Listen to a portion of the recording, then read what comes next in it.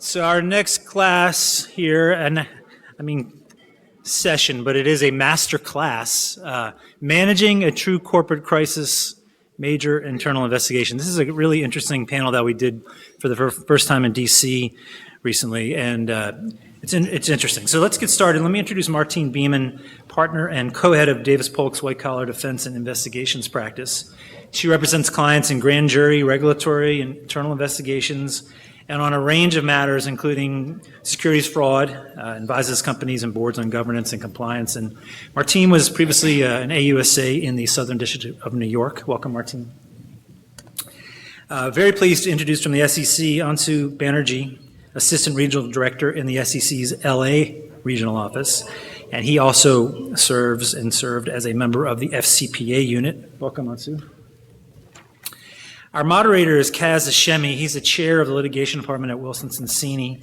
He's represented companies and boards in more than 100 SEC, government, and internal investigations matters during his career. Also a veteran himself of the SEC's enforcement division and has now practiced at Wilson Sonsini for over 17 years.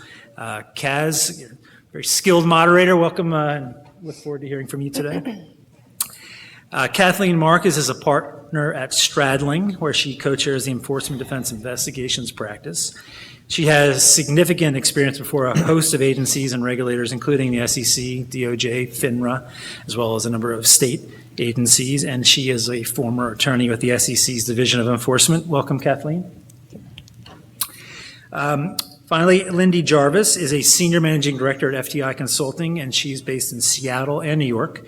She specializes in forensic accounting and litigation consulting with particular experience in investigations involving hedge funds, financial reporting, financial fraud, and white-collar crime. Great to have you. Welcome, Lindi. All right, let me turn over to you, Kaz. Thanks, Bruce. As Bruce mentioned, this panel is about managing a corporate crisis. A corporate crisis usually brings with it a major internal investigation, so we're going to explore how to manage such internal investigations and crises throughout their life cycle from beginning to end with a focus on some strategic considerations. Usually a committee of the board is tasked with reviewing the issue and hires counsel to lead the investigation, perhaps our forensic accountants from FTI. Usually, especially for public companies, an SEC investigation starts as well. This means there's a lot of different moving parts: scoping the investigation, getting documents, dealing with devices, interviews, privilege issues, dealing with the auditors, PR issues, and obviously interacting with the SEC. So let's start there. Ansu, we've seen some recent examples of some investigations, internal investigations, where the SEC cited the cooperation, or in some instances the lack of cooperation during ongoing internal investigations, and they figured prominently in the settlement. What do you look for in such internal investigations and tangible things for an internal investigation as interacting with the staff?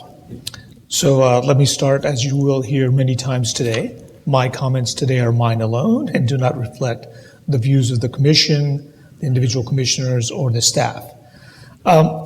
So I think the first things I look for is who the actual client is that's being represented. Best practices, if you have an independent board member that's actually undertaking the overview of the internal investigation. Certainly you don't want people who are implicated in the conduct, in the allegations, to be receiving reports of the internal investigation. I think that's very important. And that can be, it's not necessarily if the allegations implicate C-suite individuals, but you just want to sort of have the internal investigation segregated from individuals involved in the allegations. The other thing I think that's important is proper scoping, given the allegations of the misconduct. You want to make sure that you cover the appropriate landscape in looking for evidence. With respect to cooperation, it is important. We certainly benefit from cooperation, but I think we always get asked, what benefit does it provide the company to cooperate with the government investigations? Or, for example, in executing a tolling agreement if the conduct is aged. The way I look at that is, the benefit to the company is, one, it avoids a rush to judgment. It allows for a proper, thorough investigation, and we're not looking at an expiration of statute of limitations. In addition, when you are in a cooperative environment, there's a dialogue about the evidence and what it means. In the absence of cooperation, we're looking at the evidence and reaching conclusions on our own. So, and in addition to that, obviously cooperation has some monetary benefit. The Commission has foregone civil penalties in situations where there is a criminal resolutions. It has taken cooperation into consideration in articulating what a proper civil penalty will be, even when there isn't a parallel criminal investigation. Obviously, cooperation cannot impact disgorgement. Disgorgement of ill-gotten gains is what it is, and no amount of cooperation is going to reduce that monetary component. But again, I think what's most important is a continuing dialogue about what the investigation is uncovering. Interesting thing you said about penalties and cooperation. Is there any analysis that you go through, and when do you go through it to determine how much credit quantifiably an entity gets for their cooperation? Do you do it throughout, or do you wait till the very end and do that analysis? Right. It's more art than science. Typically, that's a discussion that's it happens more fully towards the end of the investigation.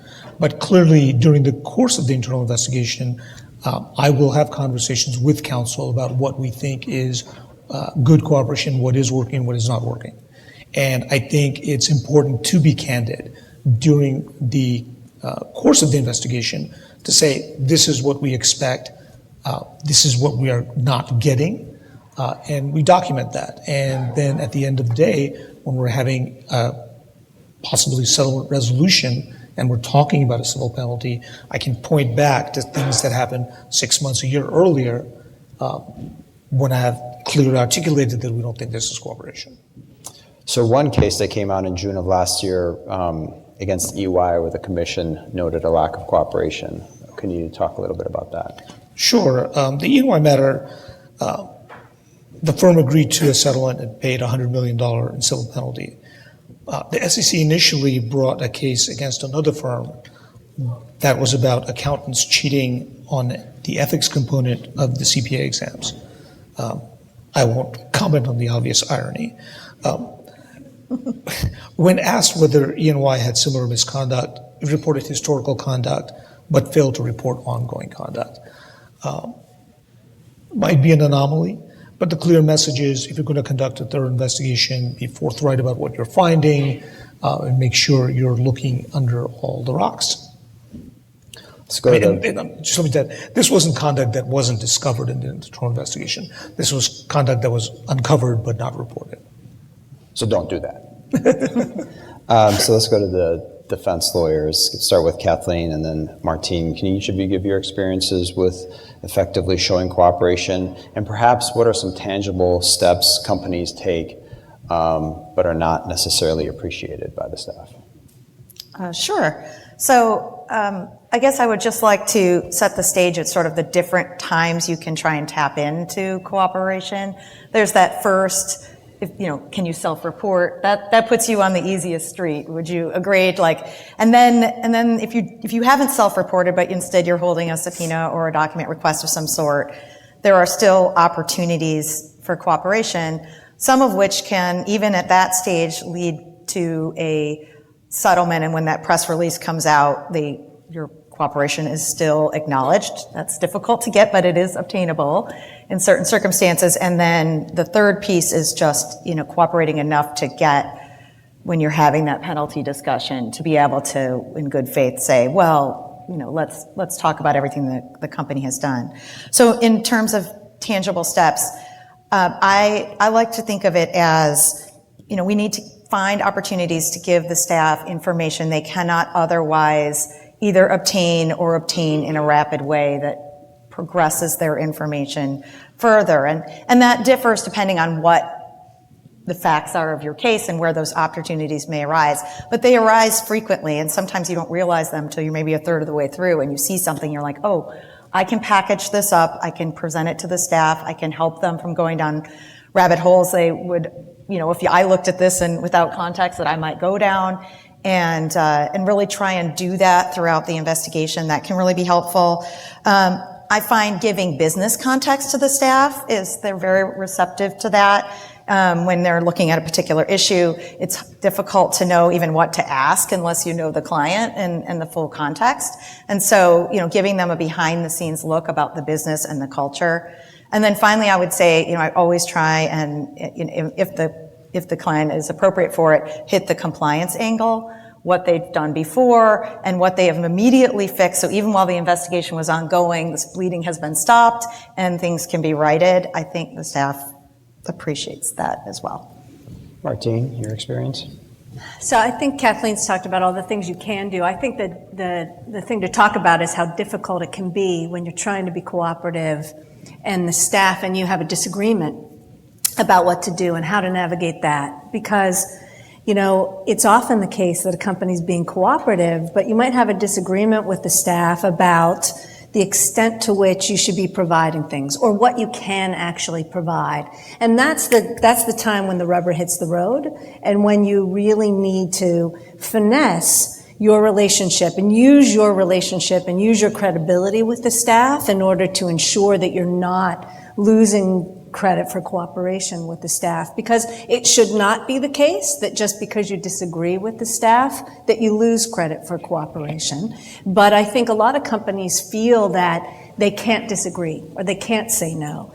And I think that there actually is room to push back appropriately when you think that a request is one that you can't satisfy or can't satisfy appropriately. But you just have to make sure that you're explaining the reasons why. And one of the things that we've been talking about, for example, is, what happens if you have information from a jurisdiction where it would be really difficult for you to provide that information because, for example, the laws there really prevent you from providing that information, collecting or providing that information. It's absolutely appropriate for you to say to the staff that you can't provide that information. And that, I think, when you're working with seasoned counsel at the in the FCPA unit, they often understand that that's the case. And they understand that you're not engaging in gamesmanship.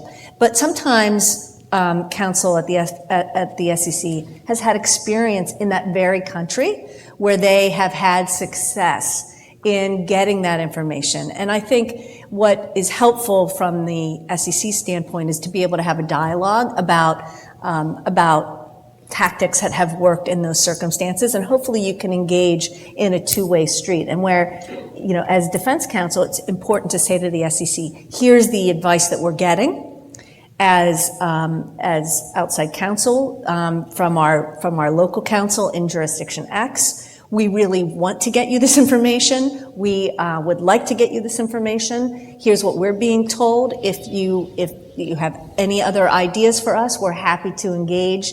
We're happy to look elsewhere. We're happy to try other options. This is what we'd like to do. We're happy to be creative here. Those are the kinds of, those are just small things that you want to do, but you want to try to convey that you don't want to be obstructionist. And hopefully you'll be able to engage with the staff about ways that they've seen that you can overcome it. And I don't know if you've had that experience, but I think what defense counsel have problems with is when they say, hey, we're getting outside advice that we can't provide this information, and the SEC says, well, you're just telling us something that we don't believe or we don't agree with. And that's, I think, the difficulty that we sometimes encounter. That's one area. The other area is where you just find a request from the staff to be too broad, or you think it's overreaching, and how you can engage with the staff and push back with the staff while still being cooperative. And that's fact dependent, but I think that there's still room, even in a cooperative relationship, to talk through with the staff, here's what we can get you, here's why we can get it to you, and here's why we don't think that that's appropriate. And you have to try to engage in a dialogue with that. But I think that's the kind of situation where you're talking with the company constantly about, where to draw the line. And those are difficult calls for the company to make. We have seen, quite frankly, very aggressive tactics early on in investigations, asking for very broad information, including text messages, which we'll get to.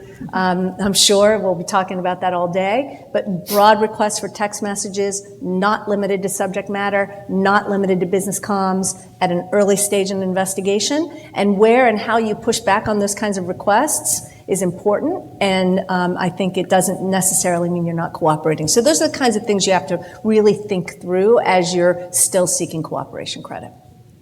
Thank you. And Lindi, broad investigations, thorough investigations necessarily have costs associated with them that sometimes clients are very sensitive to. In your experience, how companies balance conducting that thorough investigation, but also taking into account the cost of an investigation? Can you give some perspective on that? Well, I just want to draw upon a couple of concepts mentioned by Ansu and Martine, being credibility and scope.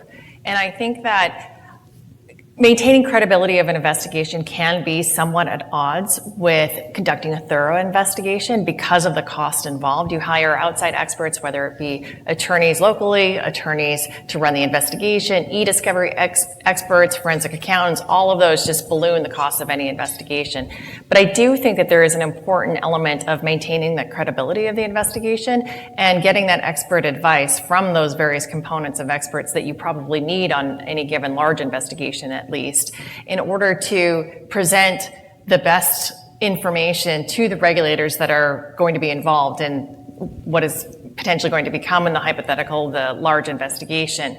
I think there's just some basic elements of engagement management that are key and worth repeating at any given point in time, which is make sure that each and every expert has a work plan, a timeline, a budget, and a scope that is defensible for the investigation itself. And I think that that's a really important part of any internal investigation, including constant and regular communication between those experts and the company, because ultimately it is optional for companies to hire outside experts. We heard from Meta this morning that they only regularly hire outside counsel. They do a lot in-house. So I do think that it's an important, particularly in this sort of uncertain financial position that a lot of companies are in right now. These are key considerations, but certainly you wouldn't want a company to regret their decision not to hire experts if in fact the regulators do become involved. All right, now let's go to the investigation. Martine, you're acting as outside counsel to a high-profile company. The general counsel comes to you and say they learned of a potential issue. She tells you that her team has looked into it, not much there, believes them to be without merit, they're ready to move on, but wants your kind of sign off on it. Can you talk through how you advise a client through that, and then at some point weave in the concept of self-reporting and when what considerations are taken into account?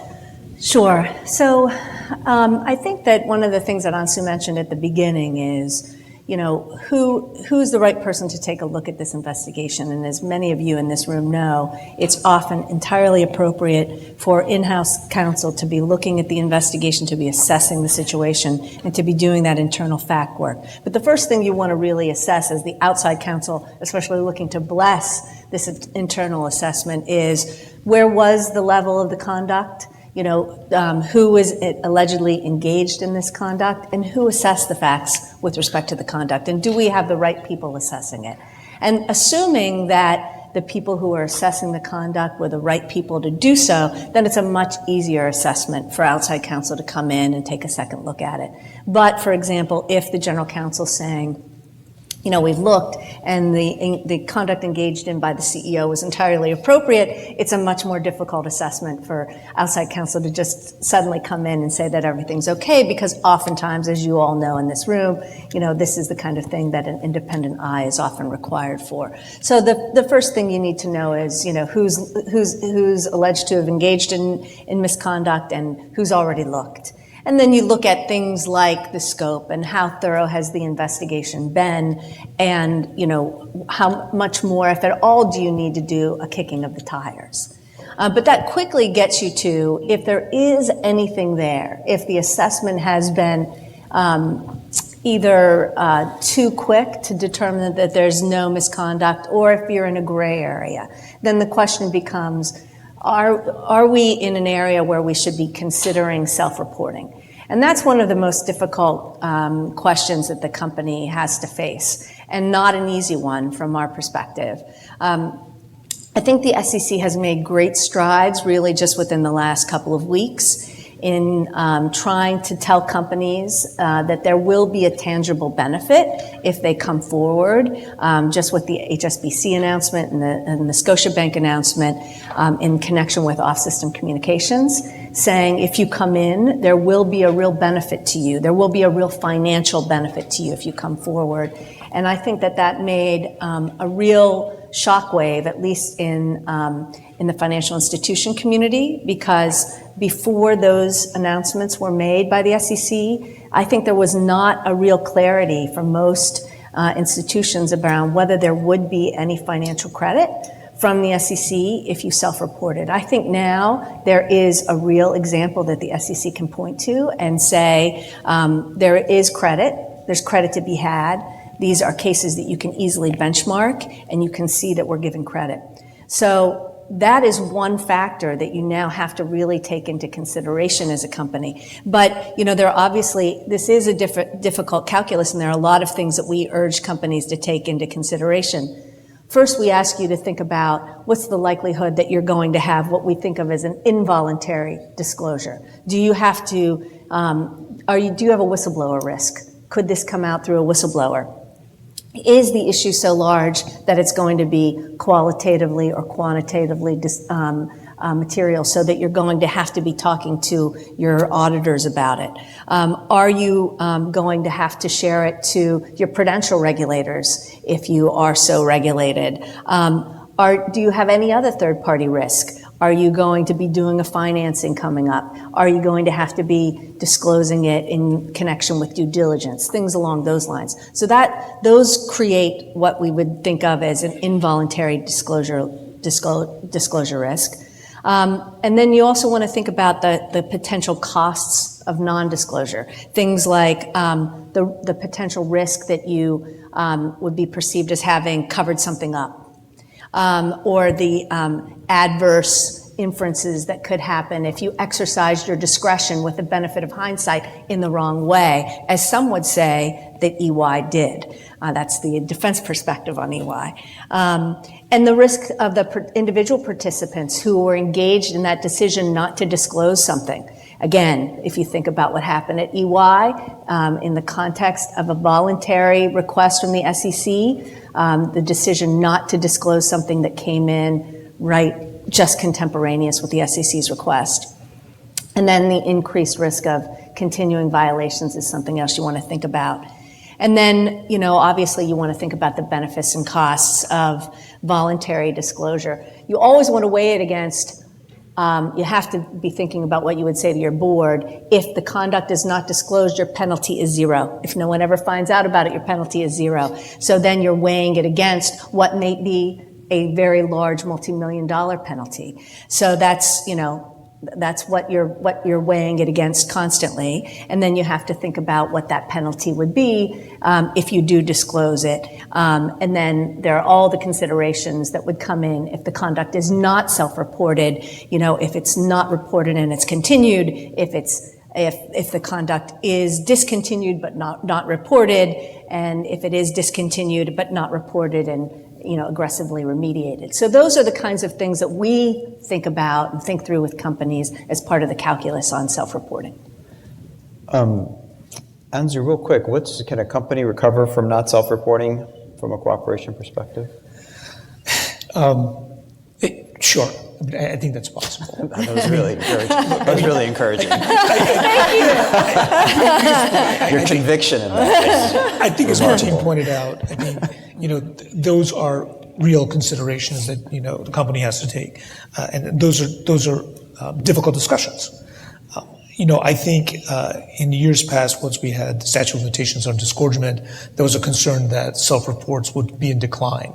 But then at the same time, you had whistleblower reports come in, which is a counterbalance to that. And there's a risk to the company that if you don't self-report, it's going to come in through some other means.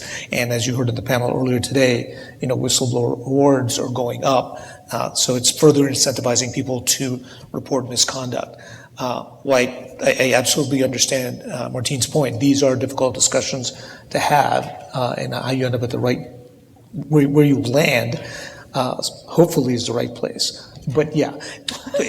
Right place. So Kathleen, the audit committee or special committee of the board hires you to lead an independent investigation into related financial statement issues and allegations of misconduct. So in a high-profile matter, how do you scope that? And then how do you deal with one of the main constituents in that high-profile matter that may feel some scrutiny themselves, and that's the auditors? So am I assuming that it's a high profile, meaning it's public? Yes.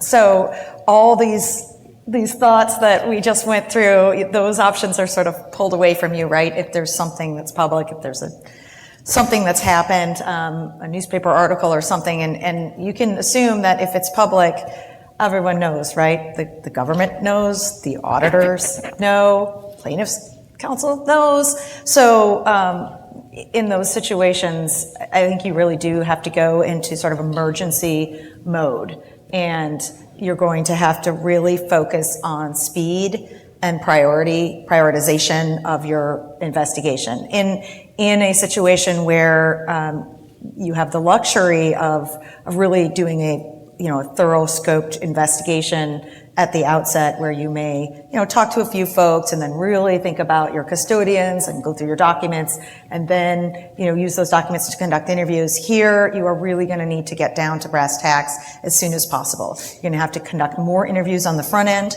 to make sure you understand what folks are thinking, and then pull the documents in the back end. You'll probably have to very much tier your document review so you can try and identify those key documents right out of the gate. And at that point, then, you haven't finished your investigation. Now you can pause and say, okay, what do I need to do to get, corporate disclosure considerations? What am I going to need to do with respect to the government, who, is very likely to arrive if they haven't already, while you're frantically, taking care of that piece. And then I think Kaz, the second part of the question is, what do you do about your auditors? Your auditors, if it is a financial issue and if it is public, you are going to have very, very nervous auditors. And my advice there is get in front of them as soon as you have something you can say, even if what you can say is, I've got this, right? Here's what we're going to do. Here's how we're going to conduct our investigation. Here's the timeline that we're going to conduct our investigation under, or at least going to try to. How often would you like to meet to talk about the status and progress of our investigation? And that proactive meeting or meetings at the outset is very valuable, because of course the auditors are going to be doing their own diligence and their own work at that point.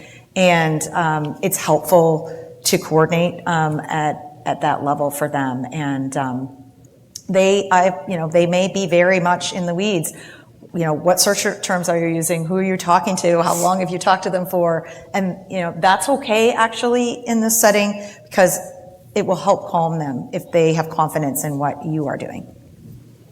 Lindi, from a forensic accounting perspective, what are you focused on as you come in to help a law firm, and you interact with the auditors as well, and especially in high-profile matters? So we're usually brought into an investigation at some point after it's already started. So our first job is to get our hands around what the issues are and figure out how the investigation has run its course up until the point we're brought in. Has it primarily been only interviews and email review, or on the documents front, has outside counsel started to gather what would be books and records, structured data that we would be interested in to help facilitate that investigation? And if not, then it's our first priority to get our hands around, well, what structured data do we need to get our hands on? Usually it's some manner of the books and records, trying to figure out who paid who, how much, and when. Was it accounted for appropriately? Was it disclosed in accordance with GAAP, or some combination of all of the above? And to do that, we work with a combination of finance and IT and external. Sometimes external auditors are sort of overlooking what we're doing and breathing down our necks to a certain degree with the shadow forensic team that's a part of their audit team. And so there's a little bit of a fine line between being cooperative with them and making sure that we're not having conversations that are inappropriate that might be a privilege issue. And then I think that the other thing that's kind of important and never ceases to surprise me is to the extent that an investigation involves a subsidiary in some remote location or geography that is immaterial, how little the US-based often headquarters understands what their data looks like, what their internal controls look like, and whether or not the policies and procedures differ at that location. Because it's immaterial, nobody pays attention from a financial statement perspective, including the outside auditors. And so to get our hands around the state of play in those jurisdictions is sometimes a bit of a Herculean effort. And one of the things you touched upon is documents and collection of documents. I know there's been a lot of discussion already today about off-channel communications, and we're going to talk a little bit about that because they're very key to an internal investigation. Kathleen, can you give your perspective on the DOJ guidance that came out summarizing the key points on off-channel communications? Sure. So, there was a terrific panel on this just before us, so I assume everybody got a great foundational piece. But in case you missed it, the pivotal piece is now that the DOJ just 2 months ago today, I think, came out with this guidance that if you are expected to preserve your corporate communications, and they took very dim view of ephemeral or disappearing or highly encrypted communications, and that they are going to take those matters under consideration in their charging decisions. And so this has been, I think this has been a progression that's been happening. There's been sort of whispers and shouts about it over the years, actually. It's been coming louder and louder, and now it's official, and we're here. And I just want to say that, ephemeral communications are something that's not necessarily nefarious, right? If any of you have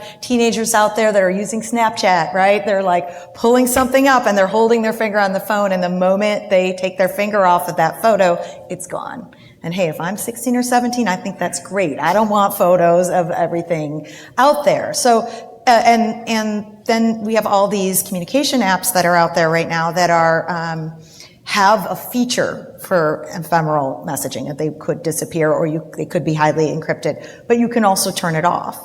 And it used to be a few years ago that these were sort of communication apps that were in the dark corners of the world, that were used for people that were trying to keep things from the government. And now it's an inexpensive way to talk to someone abroad. It is commonplace. It is, I am not a WhatsApp user, for example, but I have had multiple clients say, can we just hop on WhatsApp? And I'm like, oh no. But, in the business world, that's very, very common. So I guess as a backdrop, I just want to talk about that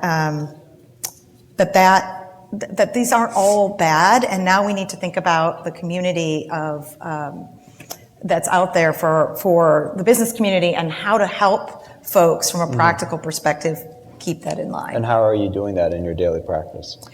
So when I sit down with a company to talk about this, and it's a flurry of activity right now, and folks are all over the board. Some are like, well, we can no longer have text messaging, and everyone has to get 2 phones, and there's a whole gamut of what's going on. But I try and take a very practical solution to this. Sit down and say, okay, if you sit down with your senior leadership team and you say, okay, or maybe farther down the chain than that, because those are the folks that might be using it the most, and saying, if you win the lottery tomorrow and you walk out the door, where are your business records? Do you forward it to your personal email account? Are they texts? Are they all on email? Do you have a Slack channel? Do you have WeChats? Where do you have them? And sitting down and just identifying, I've had clients that are doing sort of survey monkeys now, right? And they're saying, okay, who's using what apps?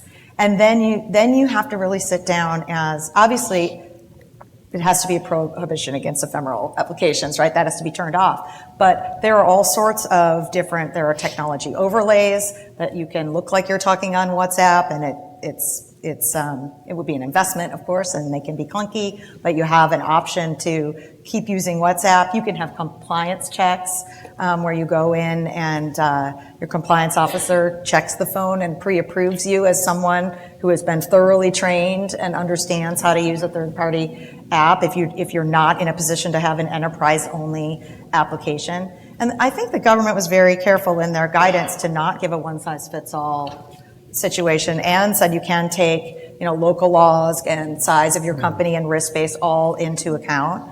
But this is a very much a tailored company by company approach, and I really think folks need to think about what people are practically using. I'm very afraid that this could go the other way, right? Even in a two-phone situation. What if you left your phone in the car, suddenly you're texting someone on your other phone, because we all have each other's cells now, and it's very difficult to enforce those things. And so if you push too much and you may not text and you may not use anything, I'm not sure people are gonna follow.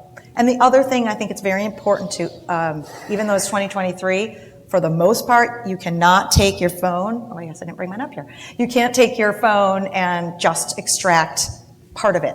You have to image the entire thing and then extract. And when that is communicated to clients, that's a wake-up call. They're like, okay, wait a minute. My single device policy, I might have to give you pictures of my grandkids and my kids, or that bachelor party I went to 5 years ago, and suddenly I'm not comfortable and I'm ready to sit down and talk about how to do this properly. So. Lindi, can you talk a little bit about, since FTI does this on the front lines of collecting personal devices? Yeah, I can actually talk about kind of a specific example that I've had recently with an investigation where employees were based in Pakistan. It was an investigation for a U.S. multinational, and it was difficult for us to get access to the devices, both laptops and phones, because we don't actually have offices in Pakistan, and to get visas was going to take weeks or if not months. And as I discovered, there's no courier service that will actually ship devices, particularly the laptops, outside of Pakistan for safety and security reasons. I think it's just considered to be a threat, and DHL, FedEx, none of those will ship them out.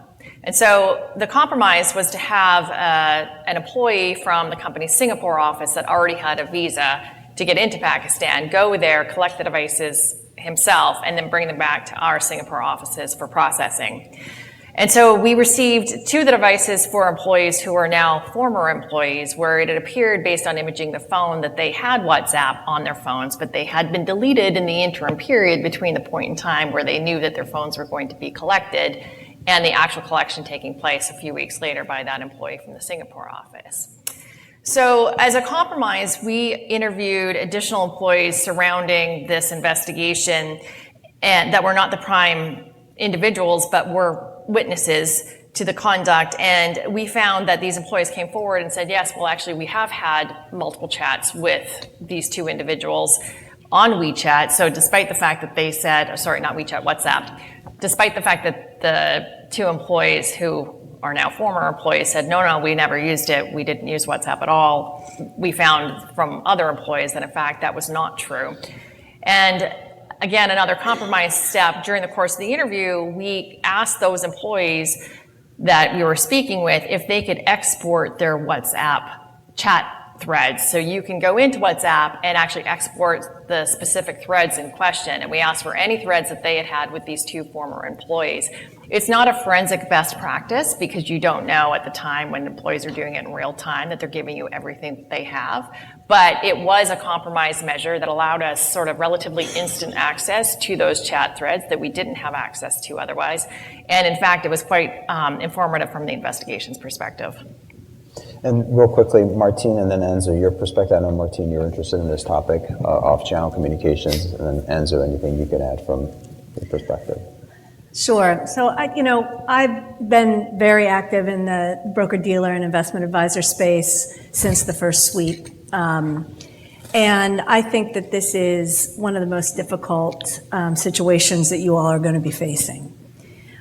This is a very different situation for those of you who actually have record retention obligations like the financial institutions do.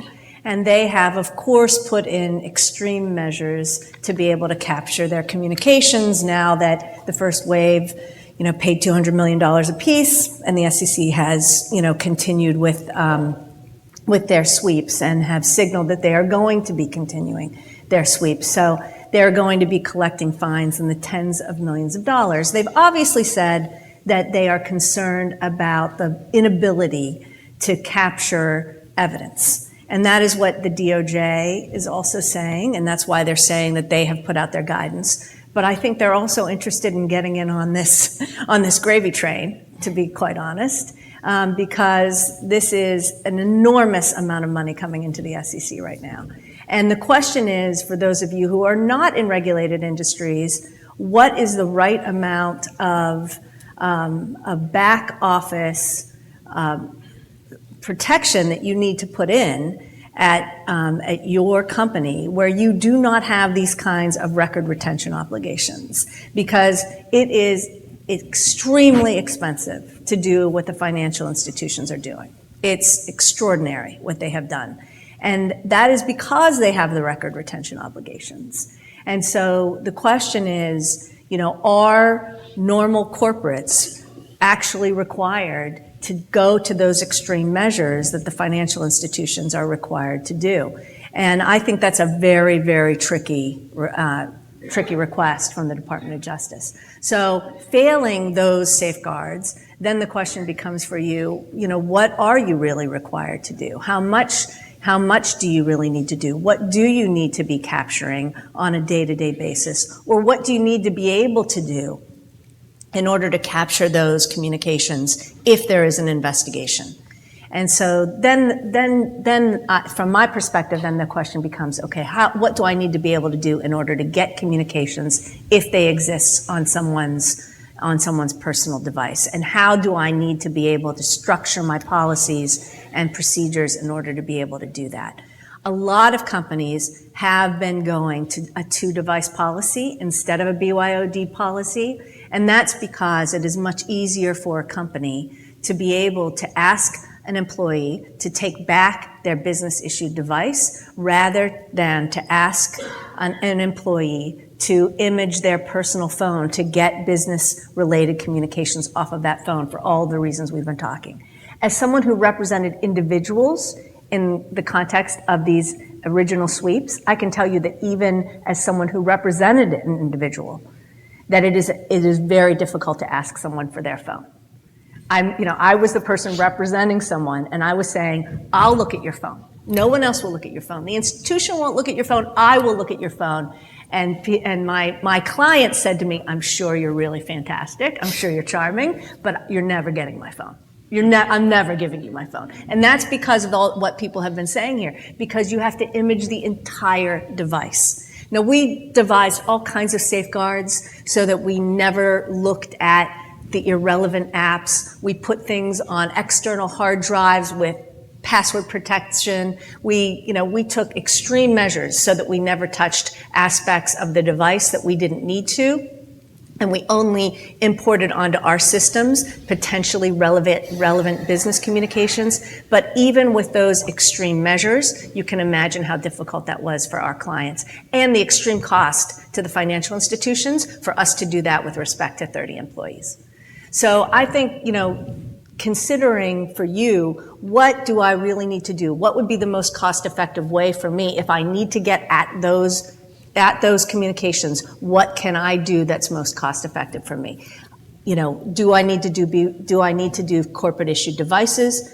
Do I need to do back end for WhatsApp and WeChat? And do I need to instruct employees to turn off auto delete? Those are the kinds of things I think you need to think of. Can I jump in just one more Sure, thing on that? Kathleen. So if you have a bring your own device policy, or they're often you're getting stipends or reimbursement under the labor laws, right? At least in California for that device. So you're getting $100 a month for your internet or your phone or whatever. And I have had the government say to me when I said, well, that's our personal phone, and they say, well, do they receive a stipend? And if they do, then, even though that's not the purpose of the stipend, it's sort of a hook into that. And so conversation that having with clients right now is, should there, on your, your bring your own device policy or on that reimbursement policy, should you update that to have the employee acknowledge that business communications on their phone, that the company, if there is a need or an investigation, that they will need to submit and turn in their phone temporarily for that to be imaged and then pulled off. And so, that there's a notice piece there, and it remains to be seen if that's a bridge too far or if that's what's going to be expected now of folks. So, yeah. So our company's actually having employees execute agreements that say, you can have access to my personal phone since I'm doing business on. We're talking about it from a compliance perspective. Right. Yeah. So I think, Martine's absolutely right. I mean, I think we're working through the issues relating to regulated entities and how they can maintain this data. The difficulty is with non-regulated issuers. While I appreciate all of those difficulties, my focus is gathering evidence. And on a hopeful note, I'll say this, that I've been doing this for a long time, and there used to be a time when we would see spreadsheets of bribery payment schemes and things like that. And once that got out, I expected people to stop doing that. Well, they didn't. People recently still keep that evidence available for use. To Kathleen's point, I think people are also so used to using these chats and these devices that they don't necessarily think that it's being used for nefarious purposes. There may be some communication that relates to a scheme or misconduct, and it may be in code. And I think the newer generation is so accustomed to chatting over these platforms that they may not think twice about having to hand it over. I mean, there are clearly instances where people do, but in our investigations, we do see WeChat, WhatsApp apps, WhatsApp chats that employees have voluntarily turned over to investigators. So in the few minutes we have left, another topic, because in high-profile matters, internal investigations, a senior executive that may be implicated, Martine and Kathleen, you guys can take this, is if there's a high-profile matter, there's usually an SEC investigation and perhaps a DOJ investigation. How do you advise an individual executive on to sit for that interview in that context, where an internal investigator may be just wanting to right away talk to your client to get some information? Do you want to take that, or do you want me to? Up to you. You go ahead. So it depends, of course, if the senior executive is current or former. If we're representing a current employee, then that calculus is very different because quite often their job is on the line. If it's a former executive, then they have a much greater optionality in terms of internal investigations, for sure, and certainly with respect to external investigations. These are very complicated issues for executives now, and what we see more and more is that at the outset of investigations, that executives are looking for their own counsel. It seems to me that is most common, that now almost at the outset of investigations, executives and certainly senior executives, but even more junior employees are asking for their own counsel right at the outset to get that kind of advice. And so, quite often we are really in there advising, when we're representing individuals, in there advising right at the outset about all of the issues around it cooperating with these kinds of investigations. All right, and I'm getting the hook. So. Music will start playing soon. Thank you. Turn this mic on. Thanks. Great job, Kaz. Thank you so much. Great job, panel. Appreciate it.